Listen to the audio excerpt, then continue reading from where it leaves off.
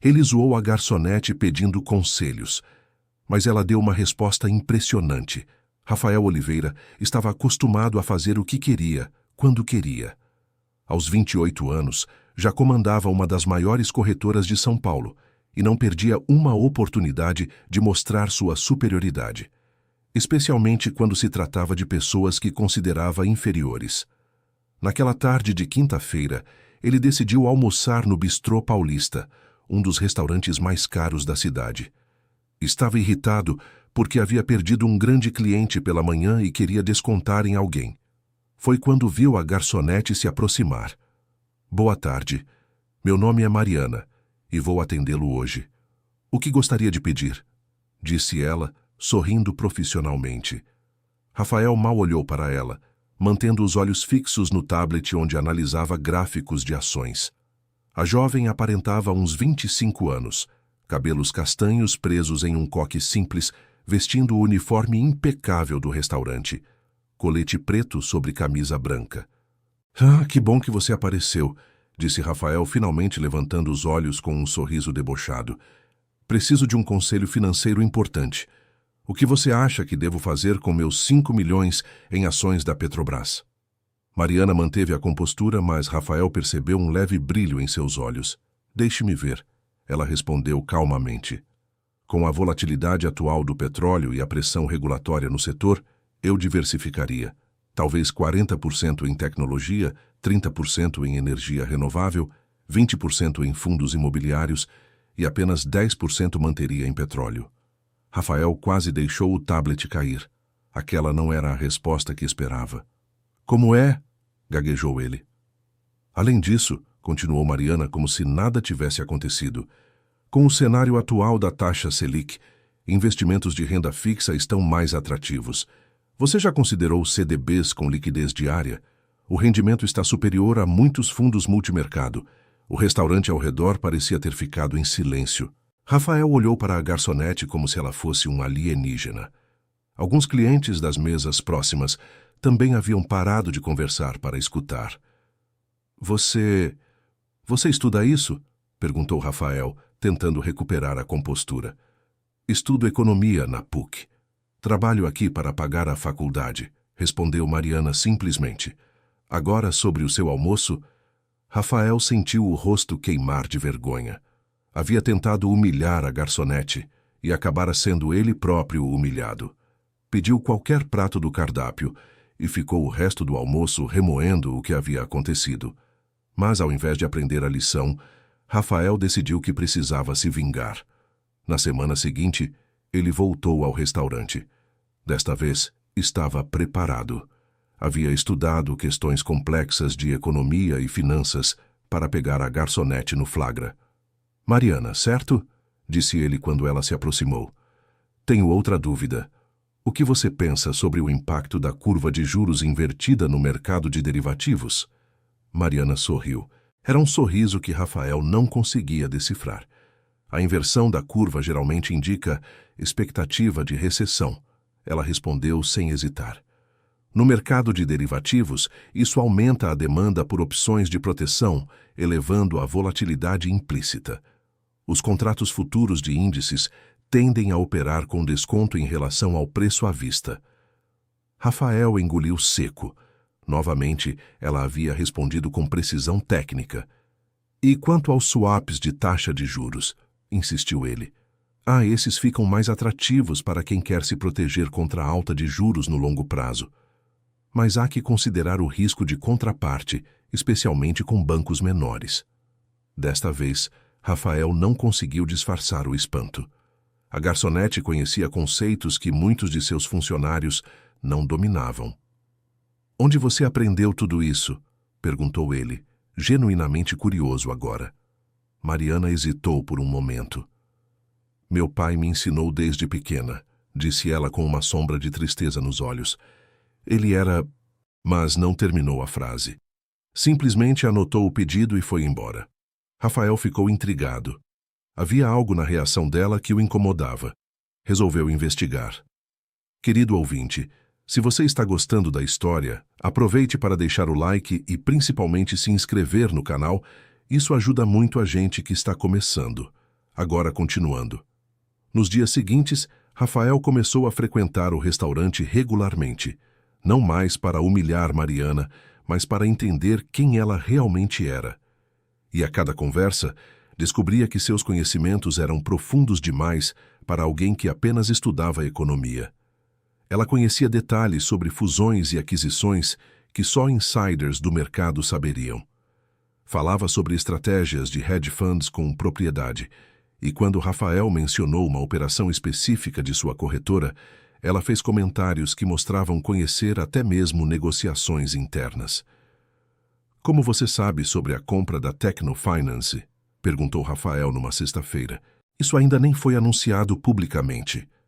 Mariana parou de anotar o pedido e olhou diretamente para ele.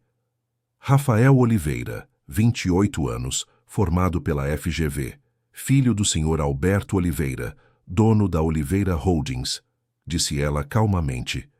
Assumiu a corretora aos 25 anos após a aposentadoria do pai. Faturamento anual de 80 milhões. Tem um irmão mais novo estudando medicina e uma irmã arquiteta. O sangue de Rafael gelou. "Como você sabe tudo isso?" "Eu sei muito sobre você, Rafael. Mais do que imagina." "Quem você é?"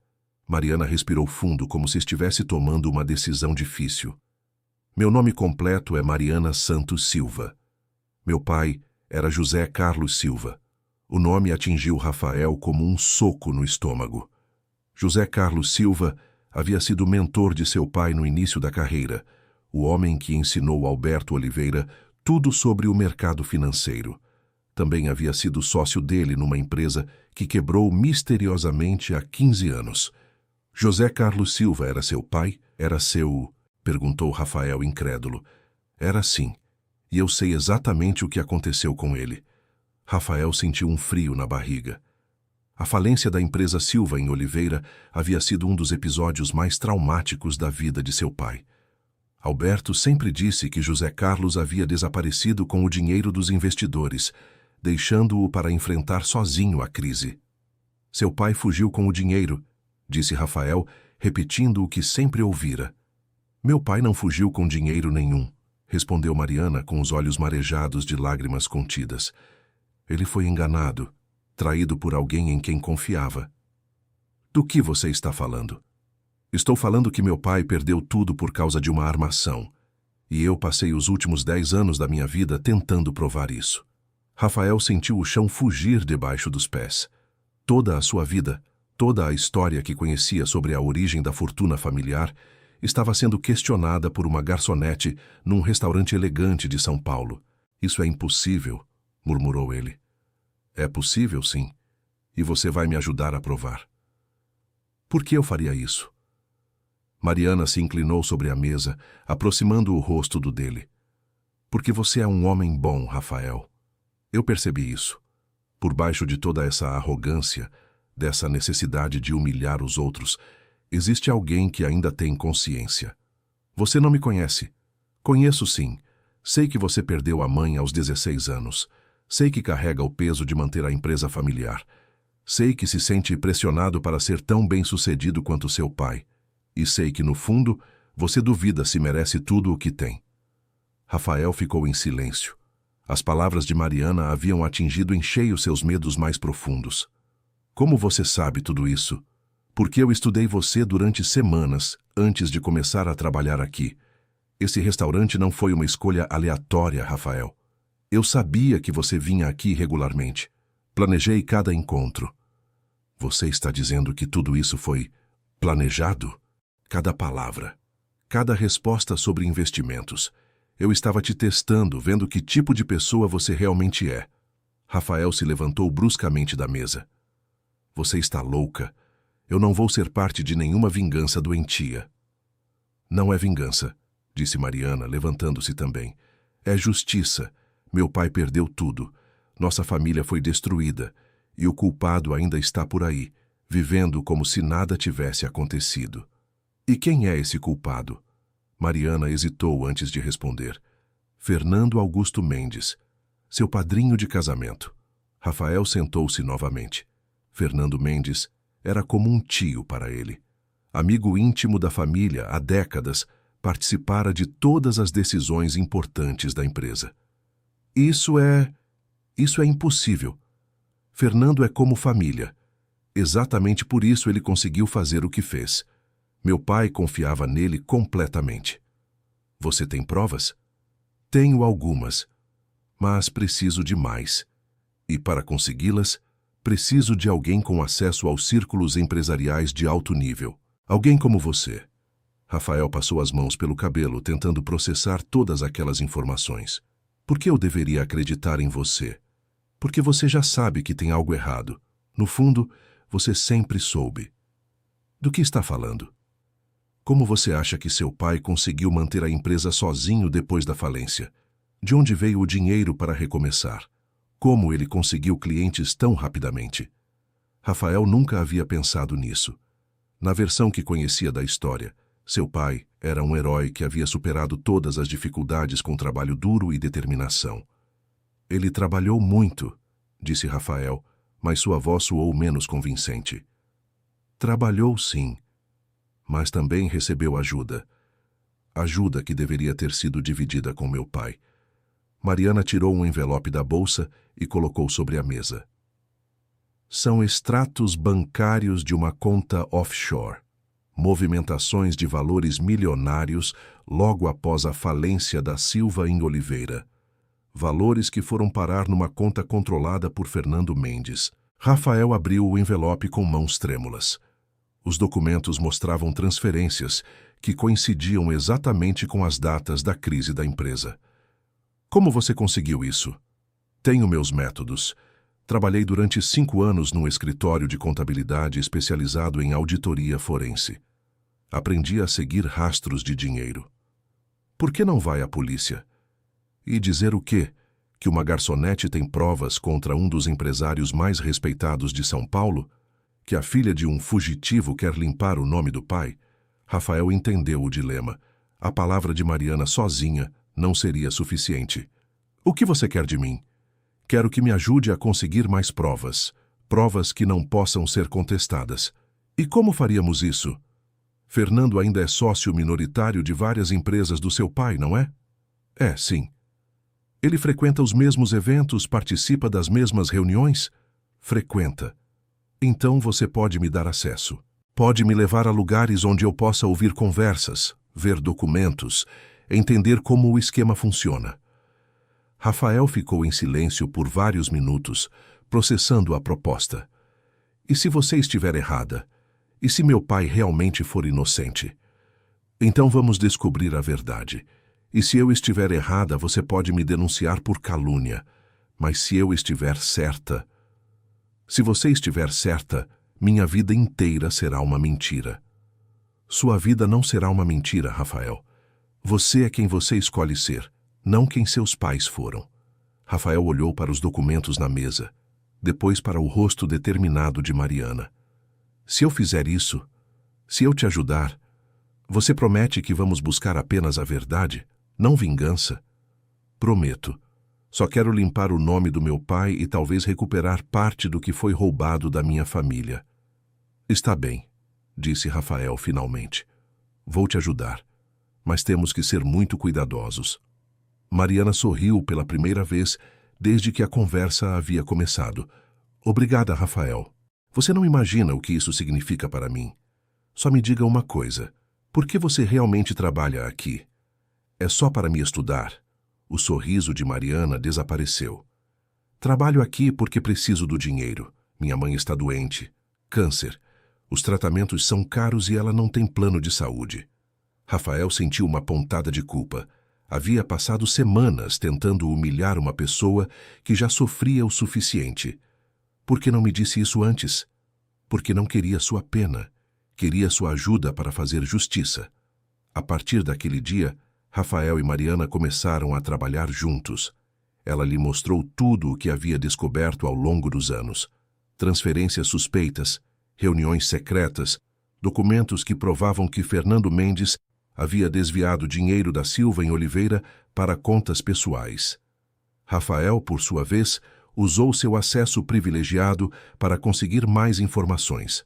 Gravou conversas, fotografou documentos, anotou detalhes de reuniões onde Fernando estava presente. Quanto mais investigavam, mais clara ficava a extensão do esquema. Fernando não havia apenas roubado dinheiro da empresa.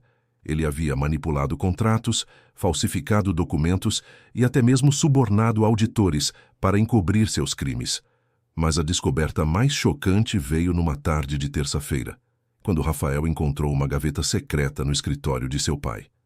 Dentro da gaveta havia um contrato que mudaria tudo. Era um acordo entre Alberto Oliveira e Fernando Mendes, datado de poucos dias após a falência da Silva em Oliveira. O documento mostrava que os dois haviam dividido os bens da empresa entre si, deixando José Carlos Silva de fora. Rafael levou o documento para Mariana com as mãos tremendo. Meu pai sabia, disse ele com a voz embargada. Ele sabia de tudo. Mariana leu o documento em silêncio, lágrimas escorrendo pelo rosto. Eu sinto muito, Rafael. Sei o quanto isso deve doer. Toda a minha vida foi construída sobre uma mentira. Todo o sucesso da nossa família veio do roubo de vocês. Não foi culpa sua. Você era apenas uma criança quando isso aconteceu. Mas eu sou cúmplice agora. Se eu não fizer nada, sou tão culpado quanto eles. Rafael estava destruído. O pai que idolatrava, o homem que considerava um exemplo de integridade, havia participado de um esquema criminoso que destruiu uma família inteira. O que vamos fazer agora? Perguntou ele. Vamos expor a verdade. Todos eles. Incluindo meu pai, incluindo seu pai. Querido ouvinte, se você está gostando da história, aproveite para deixar o like e principalmente se inscrever no canal. Isso ajuda muito a gente que está começando. Agora, continuando. Durante as 2 semanas seguintes, Rafael mergulhou numa crise existencial profunda. Não conseguia olhar para o pai sem sentir raiva e decepção. Não conseguia trabalhar na empresa sabendo que tudo havia sido construído com dinheiro roubado. Mariana, percebendo o estado dele, sugeriu que se afastassem da investigação por alguns dias. Você precisa processar tudo isso, disse ela. Não podemos tomar decisões importantes quando estamos emocionalmente abalados. Como você consegue ser tão forte? Perguntou Rafael.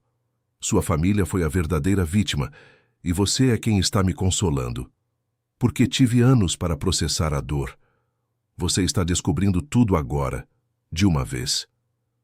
Foi durante essa pausa na investigação que Rafael descobriu mais detalhes sobre a vida de Mariana.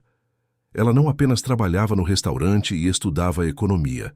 Também cuidava da mãe doente, ajudava a sustentar 2 irmãos mais novos e ainda encontrava tempo para fazer trabalho voluntário numa comunidade carente.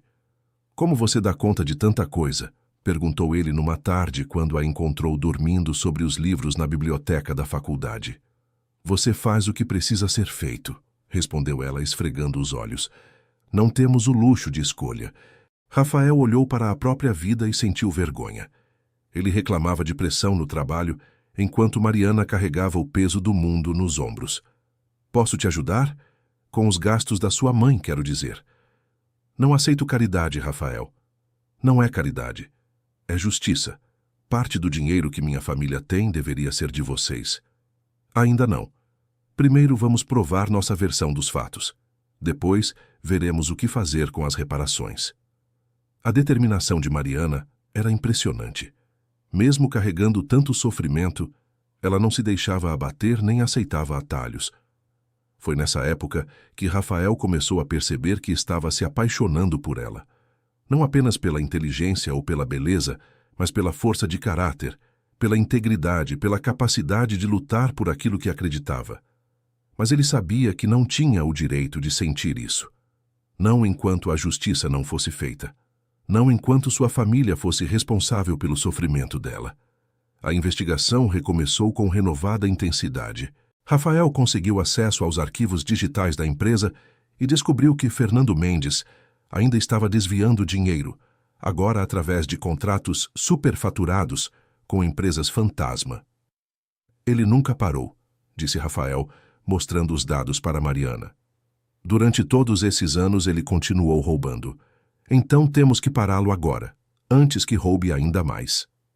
O plano que elaboraram era arriscado. Rafael convidaria Fernando para um jantar de negócios no Bistrô Paulista, onde Mariana trabalhava. Durante o jantar, ela serviria à mesa enquanto gravava a conversa com um dispositivo escondido no uniforme. Rafael prepararia perguntas específicas para fazer Fernando confessar detalhes do esquema, fingindo que queria se tornar sócio de suas operações alternativas. "Tem certeza de que vai funcionar?" perguntou Mariana. "Fernando é arrogante. Se ele achar que pode me corromper também, vai falar mais do que deveria. E se ele desconfiar? Então improvisamos." A noite do jantar chegou. Rafael estava mais nervoso do que havia estado em toda a vida. Não apenas pela gravação, mas porque sabia que aquela conversa poderia destruir definitivamente a relação com sua família. Fernando chegou pontualmente às 8 da noite, vestindo um terno italiano impecável e sorrindo de forma expansiva. "Rafael, meu garoto, como vai? E a namoradinha nova, arrumou alguma?" Rafael forçou um sorriso. "Ainda estou procurando, tio Fernando. Sabe como é? Quero alguém especial." Claro. Mulher não falta, mas qualidade é difícil de achar." Mariana se aproximou para anotar o pedido. Fernando nem a olhou direito, tratando-a como parte da mobília. "Então, sobre o que queria falar comigo?" perguntou Fernando após pedirem. "Sobre negócios. Estou interessado em diversificar meus investimentos, sair um pouco da corretora tradicional." "Entendo. E o que você tem em mente?" "Ouvi rumores sobre algumas operações suas, mais criativas. Operações que geram retornos bem acima do mercado." Fernando riu. "Rumores, é? E quem anda falando sobre meus negócios?" "Ninguém específico, mas você sabe como é o meio financeiro. As pessoas comentam sobre quem está ganhando dinheiro de verdade." "É mesmo? E o que exatamente elas comentam?" Rafael percebeu que Fernando estava testando-o. Precisava ser mais específico, sem parecer que sabia demais. "Falam sobre contratos com o governo, consultorias bem remuneradas, esse tipo de coisa." Fernando relaxou um pouco. "Ah, sim. É verdade que tenho alguns contratos interessantes, mas são coisas legais, obviamente." "Obviamente. Mas imagine que eu quisesse entrar nesse tipo de negócio. Teria espaço para um sócio?" "Depende. Que tipo de capital você estaria disposto a investir?" "Alguns milhões. Digamos uns 5 para começar." Fernando se inclinou sobre a mesa interessado. 5 milhões é um bom começo, mas você teria que entender que esse tipo de negócio requer certa flexibilidade ética." "Flexibilidade ética? Às vezes é preciso lubrificar certas engrenagens. Você me entende?" Rafael entendeu perfeitamente. Fernando estava falando sobre propina. "Claro, custos operacionais inevitáveis." "Exato. Você é inteligente, Rafael. Mais inteligente que seu pai era na sua idade." "Meu pai não era flexível o suficiente?" Alberto sempre foi meio ingênuo, muito preso a conceitos morais obsoletos. Levei anos para educá-lo adequadamente. Rafael sentiu raiva, mas se controlou. "Educar como?" "Mostrando que no mundo real quem segue todas as regras fica para trás. Às vezes é preciso criar oportunidades." "Como assim?" Fernando bebeu um gole de vinho e continuou. "Lembra da Silva em Oliveira?" O coração de Rafael disparou. Fernando estava entrando exatamente no assunto que precisavam gravar. "Lembro vagamente. Foi antes de eu me interessar pelos negócios." "Pois é. Uma pena o que aconteceu com o José Carlos. Homem honesto demais para o próprio bem." "O que aconteceu exatamente?" "Ele descobriu certas irregularidades nos nossos contratos. Ficou incomodado, queria denunciar. Disse que não ia ser parte de nenhum esquema. E aí eu tive que tomar medidas para proteger todos nós, incluindo seu pai." "Que tipo de medidas?" Fernando riu baixinho. "Vamos dizer que José Carlos foi persuadido a sair de cena, e os negócios continuaram fluindo normalmente." Rafael quase não conseguia respirar. Fernando estava confessando tudo. "Como vocês o persuadiram?" "Ah, métodos tradicionais. Alguns problemas com a auditoria, algumas dívidas que apareceram no nome dele, alguns credores que começaram a cobrar. O homem não teve escolha senão desaparecer. Desaparecer? Fugir do país. Última vez que soube dele, estava morando no Paraguai. Completamente quebrado, é claro. Rafael olhou rapidamente para Mariana, que estava fingindo organizar pratos numa mesa próxima. Ela havia empalidecido completamente. José Carlos Silva não havia morrido como ela sempre pensara. Ele estava vivo, mas exilado e destruído financeiramente. E meu pai sabia de tudo isso? Perguntou Rafael. Alberto, claro que sabia. Foi ele quem sugeriu a ideia do exílio, na verdade. Muito mais elegante que outros métodos de resolução de problemas. Outros métodos? Bem, quando alguém se torna um problema real, às vezes é preciso ser mais definitivo. Mas José Carlos era um bom homem. Merecia uma saída honrosa. Rafael estava gravando tudo, mas se sentia nauseado. Seu pai não apenas participara do roubo, como também havia arquitetado o exílio forçado de José Carlos. E os negócios de vocês continuaram? Melhor do que nunca. Sem a consciência pesada do José Carlos atrapalhando, pudemos expandir significativamente. Hoje tenho contratos com pelo menos 15 ministérios. 15 ministérios. Consultoria, você sabe. 50 mil por mês para dar uns conselhinhos aqui e ali. Multiplicado por 15, dá para viver bem. Fernando estava confessando um esquema de corrupção ativa que envolvia quase todo o governo federal. E ninguém suspeita? Quem vai suspeitar? São valores pequenos, pulverizados, e sempre através de empresas diferentes. Tenho umas 20 empresas de fachada. Impressionante! E meu pai participa de quantas dessas operações? Alberto? Ele prefere ficar com as atividades mais tradicionais. Deixa a parte criativa comigo, mas recebe sua porcentagem, é claro. Quanto? Uns 2 milhões por ano. Dinheiro limpo, através de consultorias legítimas para a corretora. Rafael tinha tudo o que precisava. Fernando havia confessado corrupção, formação de esquema criminoso, uso de empresas de fachada e até mesmo o exílio forçado de José Carlos. Mas ainda faltava uma peça do quebra-cabeça. Tio Fernando, posso te fazer uma pergunta pessoal? Claro, meu garoto. Você não sente remorso? Pelo que aconteceu com José Carlos, quero dizer. Fernando ficou sério por um momento. Rafael, você vai aprender que no mundo dos negócios, ou você come ou é comido. José Carlos escolheu ser comido. Eu escolhi comer. Mas vocês eram amigos. Amizade é uma coisa, negócios são outra.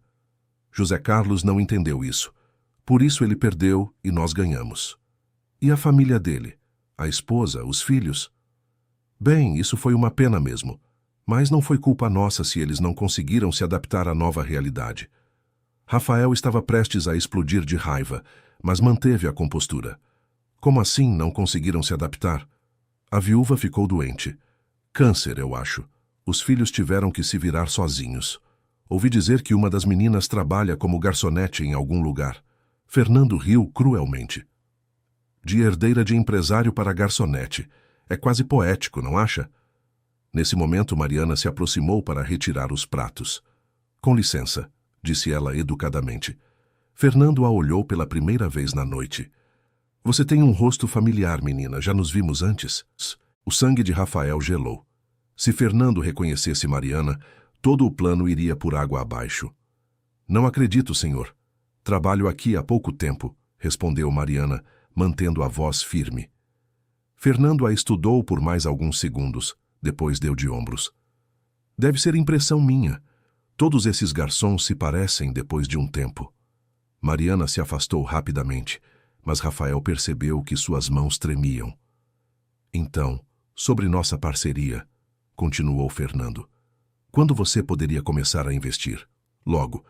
Mas antes preciso entender melhor a estrutura. Você poderia me mostrar alguns contratos, planilhas, esse tipo de coisa? Claro. Que tal amanhã no meu escritório?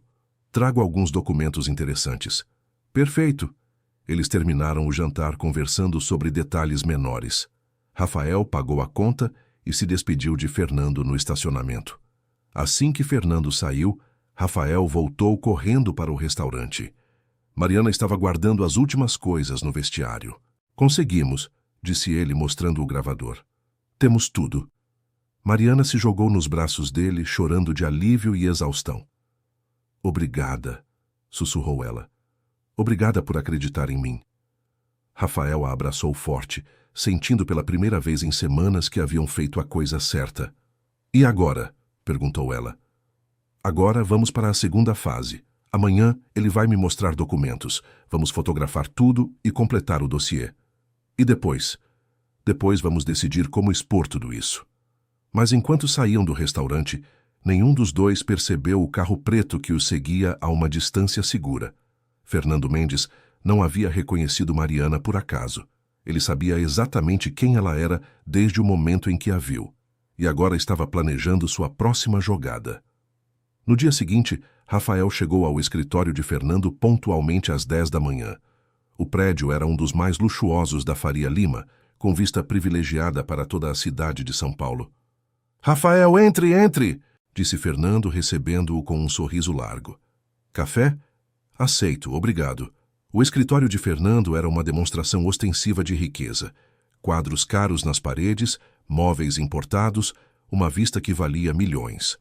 "Então, trouxe alguns documentos para você ver", disse Fernando, abrindo uma pasta sobre a mesa. Contratos de consultoria, planilhas de rendimento, esse tipo de coisa. Rafael começou a fotografar discretamente os documentos com o celular, fingindo apenas folheá-los. Impressionante. Os valores são bem mais altos do que imaginei. Isso é só o começo. Quando você entrar oficialmente no esquema, vai ver números ainda maiores. Rafael continuou fotografando, coletando evidências de dezenas de contratos fraudulentos. "Uma pergunta, tio Fernando. Como vocês garantem que ninguém vai investigar?" "Ah, temos nossos métodos. Alguns auditores são nossos amigos, alguns políticos recebem suas contribuições regulares. É uma rede bem organizada. E se mesmo assim alguém resolver investigar? Jornalistas, por exemplo?" Fernando riu. "Jornalistas são fáceis de lidar. Ou compramos ou processamos, ou encontramos formas de desacreditá-los. E pessoas como José Carlos? Que tipo de problema elas podem representar?" Bem, José Carlos foi um caso especial. Ele conhecia todos os detalhes das operações. Se tivesse falado, poderia ter prejudicado muita gente importante. "Por isso vocês o exilaram?" "Exatamente. Foi a solução mais elegante." "Mas e se ele voltar? E se tentar se vingar?" Fernando ficou sério. "José Carlos sabe que não pode voltar. Fizemos questão de deixar isso muito claro para ele." "Como assim?" "Vamos dizer que ele foi informado das consequências caso tentasse causar problemas. Para ele e para a família." Rafael sentiu um arrepio. Fernando estava ameaçando José Carlos e sua família. Que tipo de consequências? O tipo que faz uma pessoa preferir viver no exílio para sempre. Nesse momento, a secretária de Fernando bateu na porta. "Senhor Mendes, tem uma ligação urgente na linha 1. "Agora não, Carla. É sobre o José Carlos Silva, senhor." Fernando congelou. Rafael sentiu o sangue gelar nas veias. "Transfira a ligação", disse Fernando, pegando o telefone. "Fernando Mendes." "Sim, estou ouvindo. Como assim? Ele foi visto em São Paulo?" "Tem certeza?" "Quando?" "Entendo." "Sim, vou tomar as providências necessárias." Fernando desligou o telefone, visivelmente nervoso. "Problemas?" perguntou Rafael, fingindo despreocupação. "Nada que eu não possa resolver." "Onde estávamos mesmo?" "Falando sobre as consequências para quem causa problemas." "Ah, sim. Bem, é melhor deixarmos essa conversa para outro dia. Surgiu uma questão urgente que preciso resolver." Rafael percebeu que Fernando estava encerrando a reunião apressadamente. Alguma coisa havia mudado com aquela ligação. "Claro, sem problemas. Quando podemos nos encontrar novamente?" "Te ligo durante a semana. Por enquanto, guarde esses documentos num lugar seguro." Rafael saiu do escritório com a sensação de que algo estava muito errado. A ligação sobre José Carlos não podia ser coincidência. Ele ligou imediatamente para Mariana. "Mariana, onde você está?" "Na faculdade. Por quê? Aconteceu alguma coisa?" Fernando recebeu uma ligação dizendo que seu pai foi visto em São Paulo. Você sabe alguma coisa sobre isso? Silêncio do outro lado da linha. Mariana? Rafael, eu preciso te contar uma coisa. Meu pai está vivo. Eu sei. Fernando disse ontem que ele estava no Paraguai. Não, Rafael. Ele está aqui, em São Paulo. Rafael quase deixou cair o telefone. Como assim? Ele voltou há 3 meses. Está morando numa pensão no centro da cidade. Doente, sem dinheiro, mas vivo. Por que você não me disse isso antes? Porque ele me fez prometer que não contaria para ninguém. Ele tem medo do que Fernando pode fazer se descobrir que ele voltou. Mariana, isso muda tudo. Se Fernando descobriu que seu pai está aqui, ele vai tentar silenciá-lo definitivamente. Rafael entendeu a gravidade da situação. Eles não tinham mais tempo para coletar evidências. Precisavam agir imediatamente. Onde seu pai está agora? No hospital. Foi internado ontem à noite. O coração está muito fraco.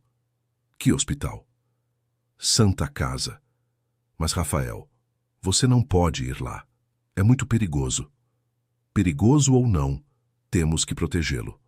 Ele é a única testemunha que pode confirmar nossa versão dos fatos. E se for uma armadilha? Então vamos descobrir. Mas não podemos deixar Fernando chegar até seu pai primeiro. Querido ouvinte, se você está gostando da história, aproveite para deixar o like e principalmente se inscrever no canal. Isso ajuda muito a gente que está começando. Agora, continuando. Rafael e Mariana se encontraram no estacionamento do hospital. Ela estava visivelmente nervosa, as mãos tremendo enquanto caminhavam em direção à entrada. Você tem certeza de que quer fazer isso? Perguntou ela. Depois que você conhecer meu pai, não vai ter volta. Você vai saber a verdade sobre tudo. Eu já sei a verdade, Mariana. Ouvi da boca do próprio Fernando. Saber é uma coisa, ver as consequências é outra. Eles subiram até o 5º andar onde ficava a UTI cardíaca. José Carlos Silva estava no quarto 507, ligado a diversos aparelhos que monitoravam seus sinais vitais. Quando Rafael o viu, teve um choque. O homem na cama era uma sombra do empresário próspero que havia conhecido nas fotos antigas. Magro, cabelos grisalhos, rosto marcado pelo sofrimento de 15 anos de exílio. Pai, disse Mariana, aproximando-se da cama. Trouxe alguém para conhecê-lo. José Carlos abriu os olhos lentamente e olhou para Rafael. Por um momento pareceu confuso. Quem é este rapaz, filha? É Rafael Oliveira, filho do Alberto.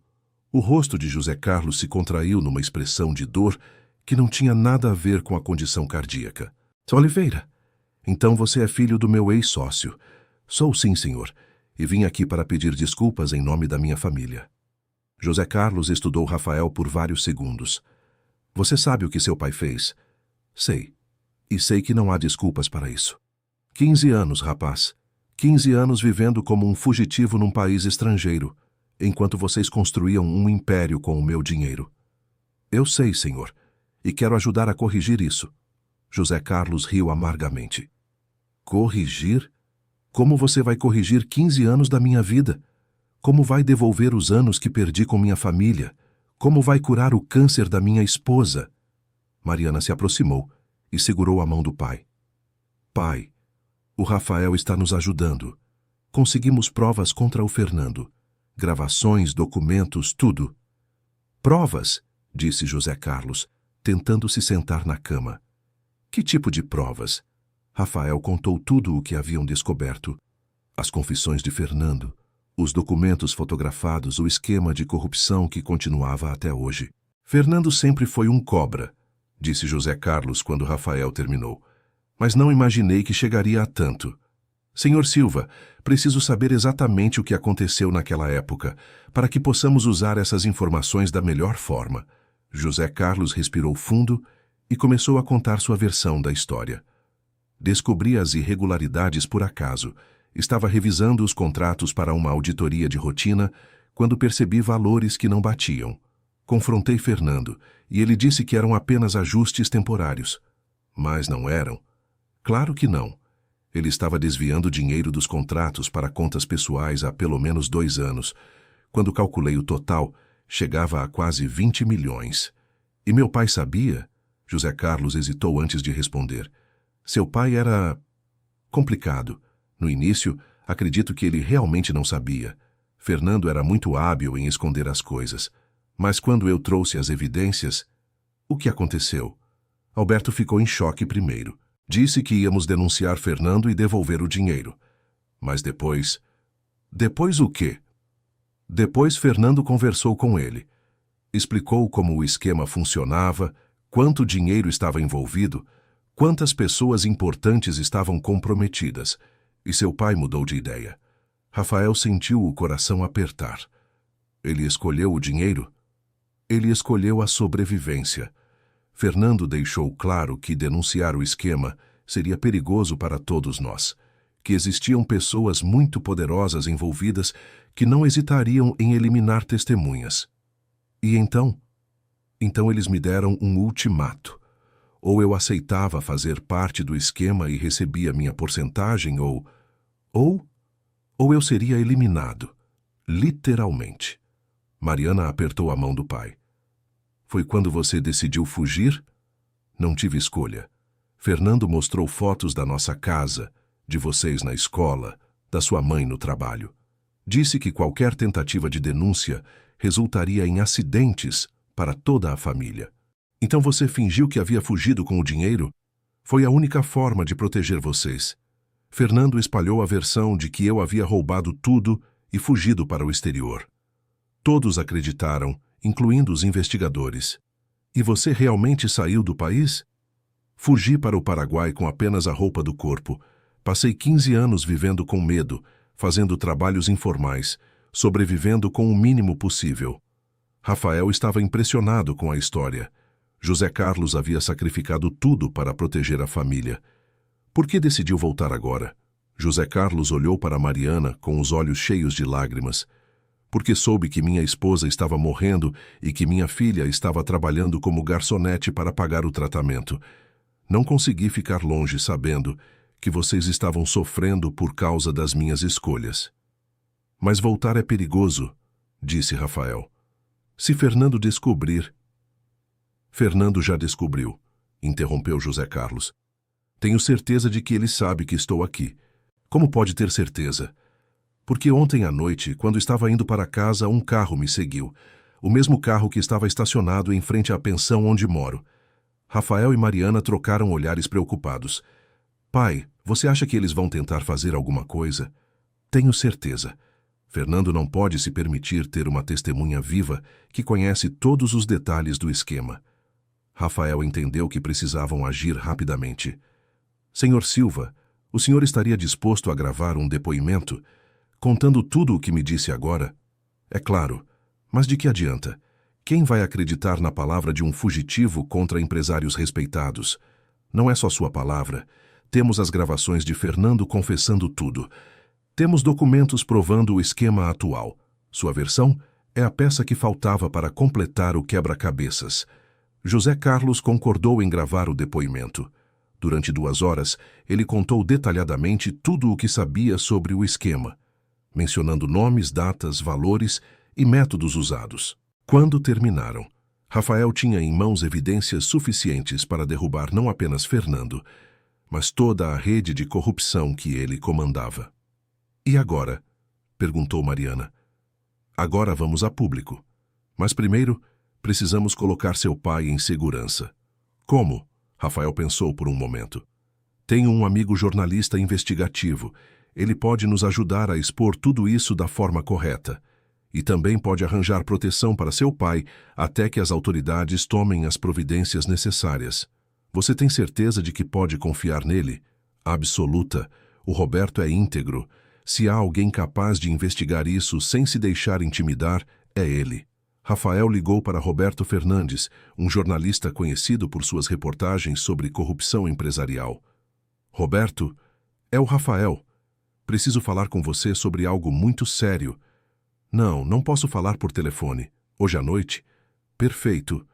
Te encontro no escritório às 9. Mas enquanto conversavam sobre os próximos passos, nenhum deles percebeu o homem de terno preto que havia entrado no hospital e estava se dirigindo para o 5º andar. Fernando Mendes, Havia decidido que era hora de resolver o problema José Carlos de uma vez por todas. Às 8h30 da noite, quando Rafael e Mariana estavam saindo do hospital para se encontrar com Roberto, ouviram gritos vindos do 5º andar. Código azul no quarto 507. Código azul no quarto 507. Mariana correu de volta para o elevador com Rafael logo atrás. Quando chegaram ao 5º andar, uma multidão de médicos e enfermeiros cercava o quarto de José Carlos. "O que aconteceu?" gritou Mariana, tentando se aproximar. "A senhora é família?" perguntou um médico. "Sou filha dele." Houve uma parada cardíaca súbita. "Estamos fazendo todo o possível." Mariana desabou em prantos. Rafael a amparou, mas seus olhos estavam fixos no homem de terno preto que saía discretamente pelo elevador. Era um dos seguranças de Fernando. Rafael entendeu imediatamente o que havia acontecido. Fernando não havia mandado matar José Carlos.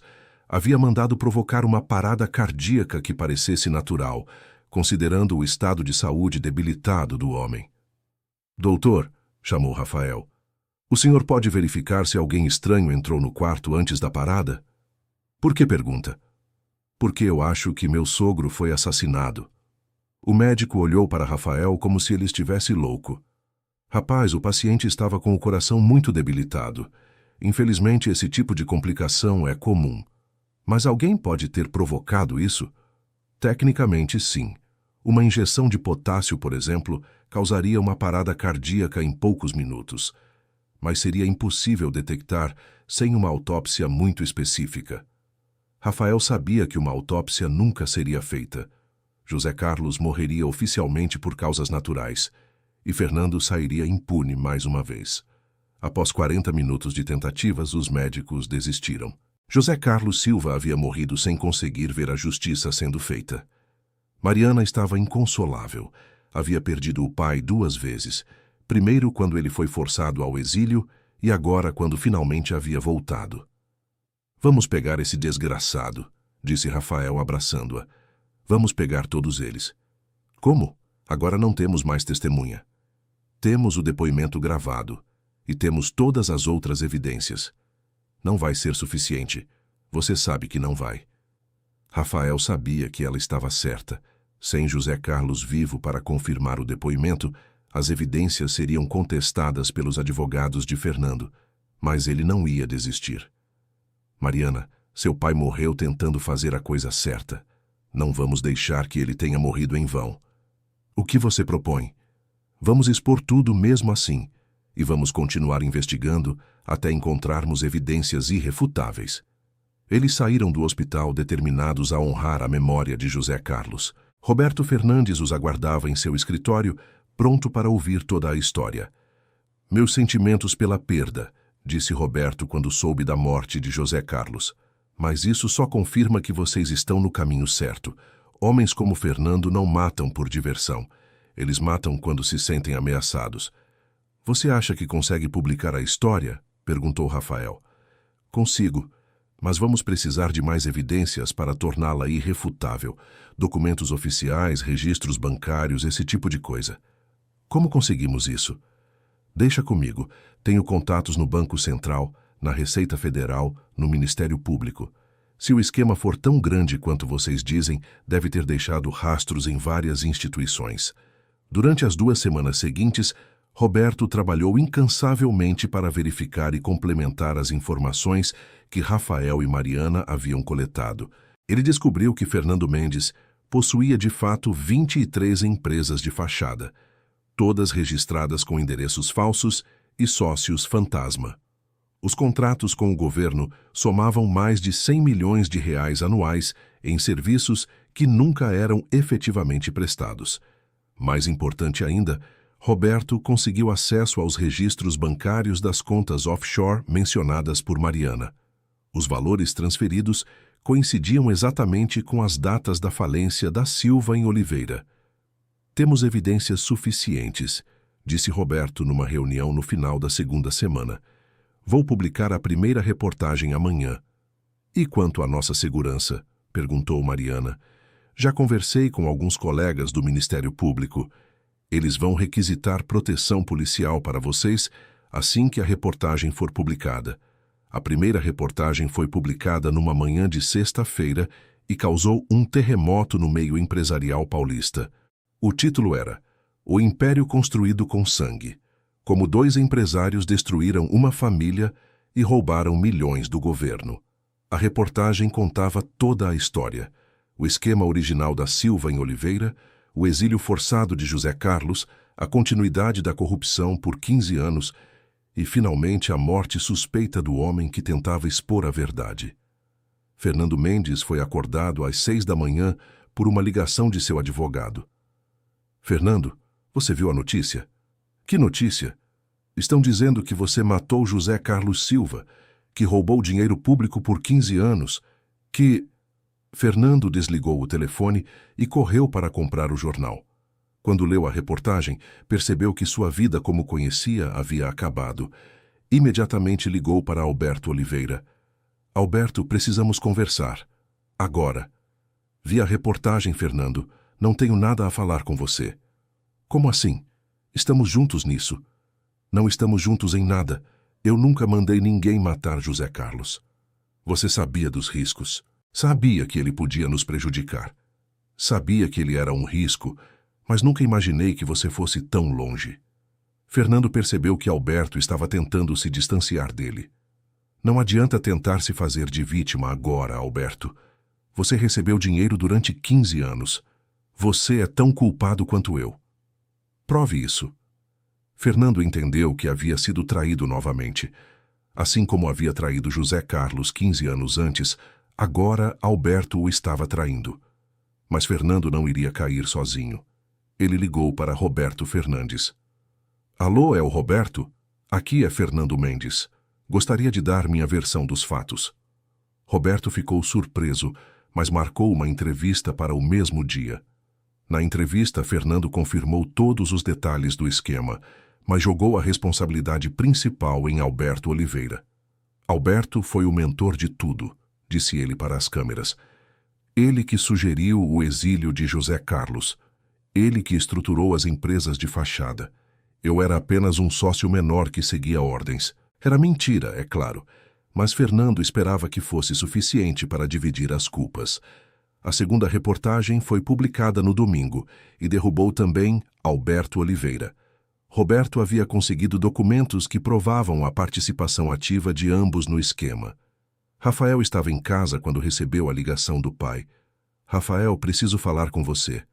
Não temos nada para conversar, pai. Por favor, filho, deixe-me explicar. Rafael relutou, mas concordou em encontrar o pai no escritório da corretora. Alberto Oliveira estava visivelmente abalado. O homem que sempre parecera seguro e confiante, agora parecia frágil e desesperado. Rafael, eu sei que você deve estar me odiando agora. Não estou odiando você, pai. Estou desapontado, completamente desapontado. Eu posso explicar como tudo aconteceu. Não precisa explicar. Eu sei como tudo aconteceu. Você escolheu o dinheiro em vez da justiça. Não foi bem assim. Não foi? Então me diga como foi. Alberto respirou fundo. Quando descobri o que Fernando estava fazendo, fiquei horrorizado. Minha primeira reação foi chamar a polícia imediatamente. E por que não chamou? Porque Fernando me mostrou uma lista. Uma lista com nomes de 20 pessoas que estavam envolvidas no esquema. Ministros, senadores, juízes, empresários. Ele disse que, se denunciássemos, todos nós seríamos eliminados. E você acreditou? Uma semana depois, um auditor que estava investigando irregularidades numa empresa parceira morreu num acidente de carro. Foi quando entendi que Fernando não estava blefando. Rafael sabia que o pai não estava mentindo. O medo em seus olhos era real. Mesmo assim, vocês poderiam ter encontrado outra forma de resolver. Eu tentei, filho. Sugeri que devolvêssemos o dinheiro anonimamente e encerrássemos o esquema. Mas Fernando disse que já era tarde demais, que José Carlos sabia demais e representava um perigo permanente. E então vocês decidiram exilá-lo. Foi ideia de Fernando. Ele disse que era a única forma de proteger José Carlos e sua família. Se ele simplesmente desaparecesse, todos pensariam que havia fugido com o dinheiro e parariam de procurar. Mas vocês continuaram com o esquema. Fernando me chantageou. Disse que se eu saísse, contaria para todos que eu havia participado desde o início. Minha reputação seria destruída, a empresa faliria, e você e seus irmãos ficariam sem nada. Rafael entendeu que o pai havia sido manipulado por Fernando, mas isso não justificava 15 anos de cumplicidade. Pai, você tinha escolhas. Poderia ter confessado tudo desde o início. Poderia ter lutado contra Fernando. Eu era um covarde, Rafael, e isso me custou a alma. Alberto estava chorando agora. Todos esses anos, tentei me convencer de que estava protegendo a família, mas, na verdade, estava apenas protegendo a mim mesmo. Rafael olhou para o pai e sentiu uma mistura de raiva e pena. O que você pretende fazer agora? Vou me entregar às autoridades. Vou confessar tudo e tentar reparar pelo menos parte do mal que causamos. E a empresa? A empresa provavelmente será confiscada. Vocês vão ficar sem nada, mas pelo menos vão ficar com a dignidade. Rafael sabia que era a decisão certa, mesmo que fosse dolorosa. Eu apoio sua decisão, pai, e vou testemunhar contra Fernando também. Você tem certeza? Vai ser difícil para toda a família. Tenho certeza. A família de José Carlos merece justiça. Naquela mesma noite, Alberto Oliveira se apresentou voluntariamente à Polícia Federal e confessou sua participação no esquema. Fernando Mendes foi preso no dia seguinte, tentando fugir para a Suíça com 2 malas cheias de dinheiro. O julgamento durou 8 meses e se tornou um dos casos de corrupção mais acompanhados da história brasileira. Rafael testemunhou contra ambos, apresentando todas as evidências que havia coletado com Mariana. Sua coragem em expor os crimes da própria família foi amplamente elogiada pela imprensa. Fernando Mendes foi condenado a 25 anos de prisão por formação de esquema criminoso, corrupção ativa, lavagem de dinheiro e homicídio. Alberto Oliveira recebeu uma pena de 12 anos, reduzida pela colaboração com a justiça. Mas a vitória na justiça não apagou a dor da perda. Mariana nunca se recuperou completamente da morte do pai. Ela havia lutado tanto para limpar o nome dele, e quando finalmente conseguiu as provas, ele foi assassinado antes de ver a justiça ser feita. Pelo menos agora todo mundo sabe a verdade, disse Rafael tentando consolá-la após o julgamento. Sim, mas meu pai não está aqui para ver isso, respondeu ela, com os olhos marejados. Rafael entendeu que algumas feridas nunca cicatrizam completamente, mas ele estava determinado a ajudar Mariana a reconstruir sua vida.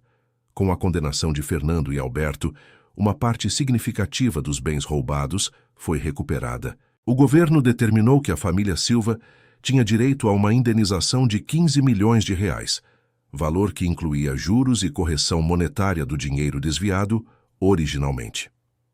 É mais dinheiro do que podemos gastar em uma vida inteira, disse Mariana quando soube do valor. Então vamos usar para fazer algo que seu pai ficaria orgulhoso, sugeriu Rafael. Eles criaram a Fundação José Carlos Silva, uma instituição que oferecia bolsas de estudo para jovens de baixa renda interessados em economia e administração. A fundação também mantinha um programa de microcrédito para pequenos empreendedores que haviam sido vítimas de golpes financeiros. Meu pai sempre acreditou que educação era a única forma real de mudar a vida das pessoas, disse Mariana na inauguração da fundação. Espero que esta instituição possa ajudar outras pessoas a conquistar seus sonhos sem ter que passar pelo que nossa família passou. Rafael assumiu a presidência da fundação, dedicando-se integralmente ao trabalho social. Ele havia perdido a empresa familiar, mas havia ganhado algo muito mais valioso: a chance de fazer a diferença na vida de outras pessoas. Mariana terminou o curso de economia e se tornou consultora financeira, especializando-se em ajudar famílias a se recuperarem de crises econômicas. Ela nunca cobrava honorários de clientes que haviam sido vítimas de golpes ou fraudes. O dinheiro não é o mais importante, ela costumava dizer. O importante é a dignidade. 3 anos após o julgamento, Rafael finalmente encontrou coragem para expressar seus sentimentos por Mariana. Eu sei que não tenho o direito de sentir isso, disse ele numa tarde enquanto visitava um dos projetos da fundação. Minha família destruiu a sua, mas eu não consigo deixar de amá-la. Mariana olhou para ele por um longo momento. Rafael, você não é responsável pelos crimes do seu pai. E você provou que é uma pessoa completamente diferente dele. Isso significa que eu também te amo. E que meu pai ficaria orgulhoso de saber que sua filha encontrou alguém que luta pela justiça como ele lutou. Eles se casaram 1 ano depois, numa cerimônia simples que reuniu apenas amigos próximos e colegas da fundação. Mariana fez questão de que a celebração fosse no mesmo restaurante onde tudo havia começado. É engraçado pensar que tudo começou com você tentando me humilhar, disse ela durante o discurso de casamento. E terminou comigo aprendendo que a verdadeira riqueza não está no que temos, mas no que fazemos com o que temos, respondeu Rafael. A vida deles não foi perfeita. As cicatrizes do passado nunca desapareceram completamente. Mariana ainda tinha pesadelos ocasionais sobre a morte do pai. Rafael ainda carregava a culpa pelos crimes da família. Mas eles aprenderam que a felicidade não vem da ausência de problemas, mas da capacidade de superá-los juntos. A fundação cresceu e se tornou uma das instituições de assistência social mais respeitadas do país. Em 10 anos, havia oferecido bolsas de estudo para mais de 5.000 jovens e microcrédito para mais de 10.000 famílias. Seu pai estaria orgulhoso, disse Rafael para Mariana no 10º aniversário da fundação. Nosso pai, corrigiu ela, porque você se tornou o filho que ele gostaria de ter tido. Rafael sorriu, olhando para o auditório lotado de jovens que haviam se beneficiado dos programas da fundação. Muitos deles agora eram economistas, administradores, empresários bem-sucedidos que retribuíam ajudando outros jovens. Sabe o que é irônico? Disse Mariana. Se Fernando e seu pai não tivessem feito o que fizeram, nós nunca teríamos nos conhecido, e todas essas pessoas nunca teriam sido ajudadas. Você acha que valeu a pena? Todo o sofrimento? Não posso dizer que valeu a pena. O sofrimento nunca vale a pena. Mas posso dizer que conseguimos transformar o sofrimento em algo positivo. Aos 45 anos, Rafael havia se tornado um dos empresários sociais mais respeitados do Brasil, não pelo dinheiro que ganhava, mas pelo impacto social que criava. Mariana, aos 42, era considerada uma das economistas mais brilhantes de sua geração. Seus artigos sobre microeconomia e desenvolvimento social eram citados em universidades do mundo inteiro. Eles tiveram 2 filhos, José, em homenagem ao avô, e Carlos, que carregava o nome completo do homem que havia lutado pela justiça até o fim. Papai, perguntou José numa tarde quando tinha 8 anos, por que você deixou de ser rico para trabalhar com pobres? Rafael olhou para o filho pensando na melhor forma de explicar. Filho, eu descobri que existem 2 tipos de riqueza. A riqueza que você tem e a riqueza que você é. A primeira pode ser roubada ou perdida. A segunda, ninguém pode tirar de você. E qual das duas é melhor? A segunda, sempre a segunda. No dia em que Fernando Mendes completou 10 anos de prisão, ele recebeu uma carta inesperada. Era de Rafael. Fernando, não escrevo para perdoá-lo. Alguns crimes são imperdoáveis. Escrevo para dizer que, apesar de tudo o que você fez, algo bom saiu dessa tragédia. A fundação que criamos em nome de José Carlos já ajudou milhares de pessoas. O legado dele não foi destruído por você. Foi multiplicado. Mariana e eu somos felizes. Temos uma família linda e um trabalho que nos dá propósito. Ironicamente, você nos deu a chance de descobrirmos quem realmente somos. Espero que um dia você encontre uma forma de se redimir. Não por nós, mas por você mesmo. Rafael. Fernando leu a carta várias vezes, tentando encontrar raiva ou ironia nas palavras, mas só encontrou sinceridade. Foi a primeira vez em 10 anos que ele chorou. Na cela fria da penitenciária, Fernando começou a escrever suas próprias memórias, não para se justificar, mas para servir de aviso para outros que pudessem estar tentados a seguir o mesmo caminho. Ganhei milhões roubando, escreveu ele na primeira página, mas perdi tudo o que realmente importava: honra, dignidade, paz de espírito. O sucesso construído sobre a destruição de outros não é sucesso. É apenas uma ilusão cara. As Memórias de Fernando se tornaram um livro que foi usado em cursos de ética empresarial em várias universidades. Os direitos autorais foram doados integralmente para a Fundação José Carlos Silva. Alberto Oliveira cumpriu sua pena completa e saiu da prisão aos 68 anos. Rafael o recebeu na porta da penitenciária. "Obrigado por vir", disse Alberto, abraçando o filho. "Você é meu pai, independentemente de tudo. Não sei se mereço seu perdão. Perdão não se merece, pai. Perdão se dá." Alberto viveu seus últimos anos numa casa simples, trabalhando como voluntário na fundação.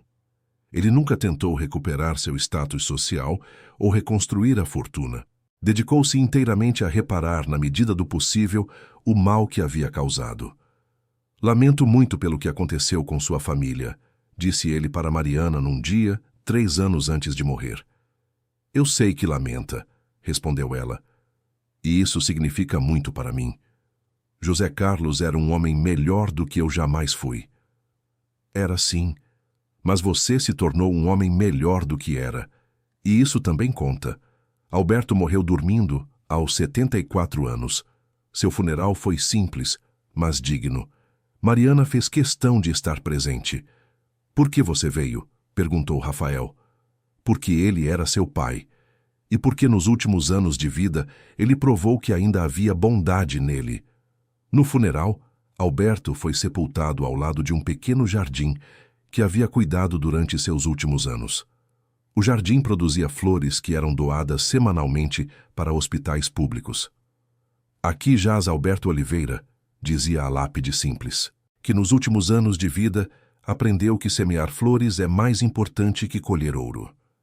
20 anos após o início de tudo, Rafael e Mariana estavam sentados no mesmo restaurante onde se conheceram. Agora, eles eram donos do estabelecimento, que havia se tornado um espaço dedicado a eventos beneficentes. "Você se arrepende de alguma coisa?", perguntou Mariana. "De muita coisa, mas não de ter conhecido você, não de ter lutado pela justiça, não de ter escolhido ser uma pessoa melhor." "Eu também não me arrependo, mesmo de todo o sofrimento, especialmente do sofrimento.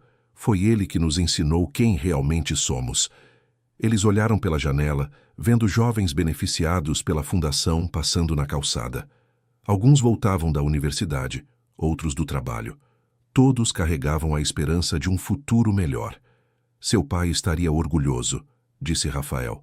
"Nosso pai", corrigiu Mariana mais uma vez, "porque depois de tudo, nos tornamos uma família.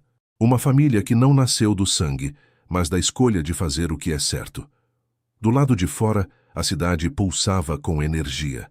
São Paulo continuava sendo a metrópole dos sonhos e das oportunidades, mas para algumas pessoas havia se tornado também a cidade da redenção.